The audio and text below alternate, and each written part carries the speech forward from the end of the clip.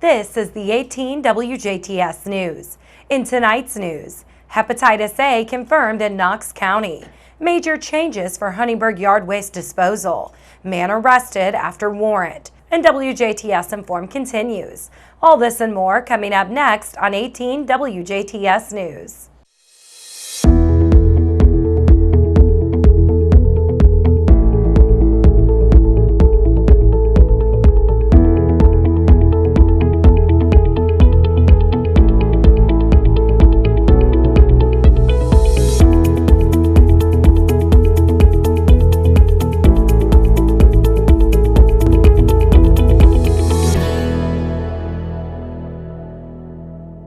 Thanks for tuning in. I'm Jenna Schaffer with the WJTS News.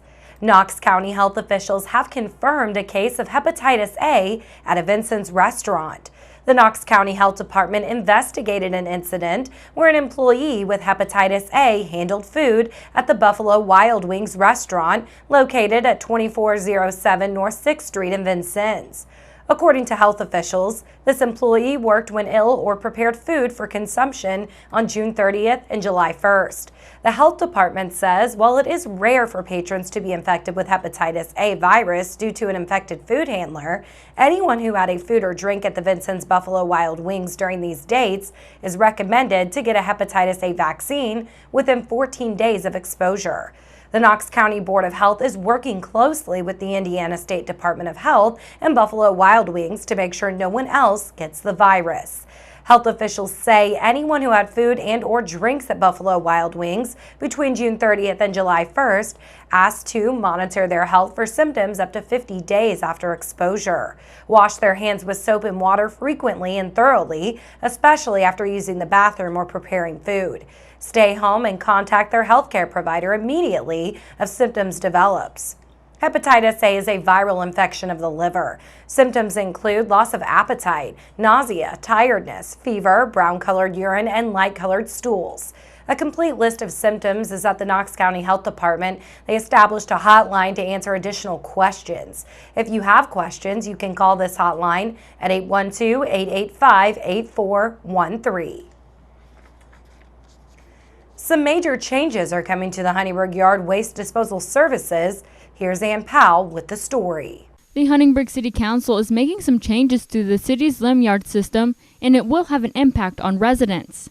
Earlier this week, the city passed an ordinance that continues providing tree limb and yard waste disposal services for only Huntingburg residents. The Huntingburg Board of Public Works met Thursday morning to talk about this issue further. Mayor Denny Spinner is a member of that board and says the site has had some problems with non-residents. There have been abuses of the system over the years. The council has invested in a more secure way to operate the site, so there was a lot of discussion this morning. To increase security, the city is purchasing 3 cameras and a gate. 2 of these cameras will be placed on the actual gate, one recording those who are coming into the site and the other recording people who come out. The 3rd camera will be placed in the actual site to record what people are getting rid of. These new cameras will also be able to record license plate numbers to help catch those who are abusing the site. The gate was ordered on Wednesday, and the mayor hopes all of these new security features will be installed within the next month. Mayor Spinner says keeping the site for the community is a priority. They just have to figure out a way to balance it. But it's a way to find a balance between keeping a service, but also controlling the costs involved with it. So I think we're going to try to find a balance in that. And as was discussed, this is something that our first try at this, and if it needs to be adjusted, then this board will certainly take that action. Along with adding these security measures, violators will be fined $100 for the first offense and $250 for all offenses after that. The site's normal hours could also change with these new security features. Mayor Spinner says they will discuss all of this further at the next City Council meeting. The public will be informed of any changes. In Huntingburg, I'm Ann Powell reporting. Thanks, Ann. We will keep you posted on the changes.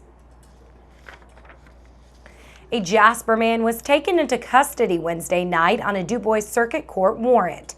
This warrant charges 25-year-old Jose R. Martinez with felony domestic battery and strangulation after a reported physical domestic incident Friday night. A female plaintiff told JPD officer that Martinez struck and choked her, leaving visible injuries. Charging documents say that children were present at the time of the incident.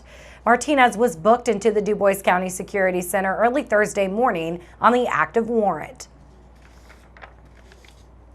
The annual Strassenfest bike ride registrations are open. The 29th annual Strassenfest bike ride takes place on Saturday, August 3rd, 2019.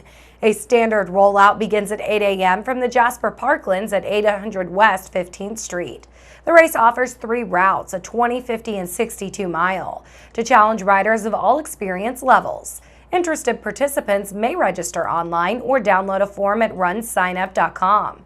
The registration fee includes well-marked routes, SAG service, food, and drink stops. Family rates are available. Contact Kevin Manley at 812-482-9115 with questions. A Jasper man was arrested on a multitude of charges late last night. At approximately 11:55 p.m. last night, officers were dispatched to the intersection of Westwood Boulevard and Village Court to a reference of a single vehicle crash. Upon arrival, officers located a Pontiac Grand Am facing eastbound in the northbound lane of Westwood Boulevard. The vehicle contained one male occupant, later identified as 36-year-old Chase C. Langdon of Jasper. It was quickly realized that Langdon was unresponsive and not breathing normally. Based upon Langdon's demeanor, he appeared to be under the influence of drugs. Officers administered Narcan to Langdon, and he subsequently came back to a more normal state.